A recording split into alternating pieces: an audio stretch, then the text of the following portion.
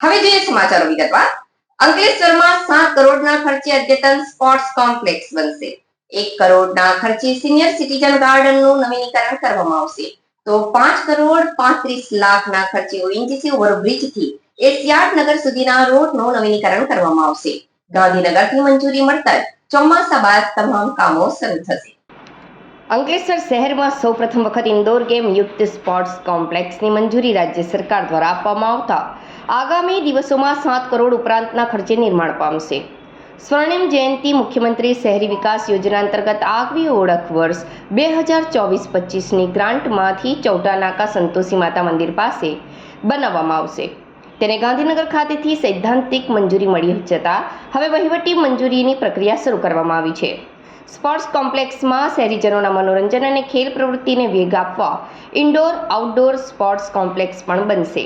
આ ઉપરાંત ગાંધીનગર ખાતેથી જવાહરબાગ સામે આવેલ સિનિયર સિટીઝન ગાર્ડન ખાતે પણ અંદાજે 1 કરોડ રૂપિયાના ખર્ચે રિનોવેશન કરાવવામાં આવશે. પણ આગવી ઓળખ હેઠળ મંજૂરી આપવામાં આવી છે, જેમાં હરવા ફરવા માટે વોકવે તેમજ ટ્રી પ્લાન્ટેશન તેમજ બેઠક વ્યવસ્થા ઊભી કરવામાં આવશે.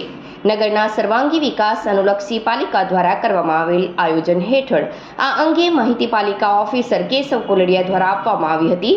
તો વધુમાં તમામ કામો મંજૂરી મળી જવા સાથે ચોમાસું નજીક હોવાથી આ કામો ચોમાસા બાદ સપ્ટેમ્બરમાં શરૂ કરવામાં આવનાર હોવાનું જણાવ્યું હતું.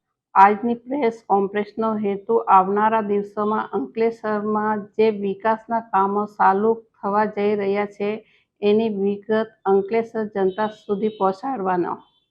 સૌથી પહેલાં તો ઓએનજીસીથી 3 રસ્તા અને 3 રસ્તાથી ભરૂચી નાકા સુધીનો રોડ પીડબ્લ્યુડીનો હતો. એ રોડ સરકાર નગરપાલિકા હસ્તક કરી દીધો છે. આ રોડની કામગીરી વરસાદ પછી ચાલુ કરવામાં આવશે. 5.5 કરોડના ખર્ચે ડામર રોડ અને 2.5 કરોડના ખર્ચે બંને સાઈડ પેવર બ્લોક બેસાડવામાં આવશે. અને સરકાર દ્વારા 10 કરોડની આગવી ઓળખની ગ્રાન્ટ પાસ કરવામાં આવી છે.